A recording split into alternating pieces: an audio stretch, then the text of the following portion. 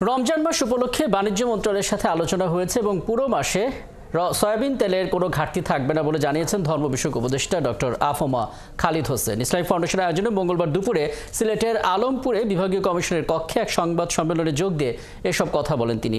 এ সময় তিনি আরও বলেন, ভোগ্য পণ্যের দাম যেন না বাড়ে সেজন্য মোবাইল কোর্টের পাশাপাশি থাকবে তদারকি। এতে বাজারে জিনিসপত্রের দাম সহনীয় পর্যায়ে রাখতে সহায়তা করতে সবার সহযোগিতা চাওয়া হয়। একই সঙ্গে ভোগ্য পণ্যের দাম রমজান মাসে সাধারণ মানুষের নাগালে রাখতে ব্যবসায়ীদের প্রতি আহ্বান জানান জেলা প্রশাসন ও ইসলামী ফাউন্ডেশনের কর্মকর্তারা।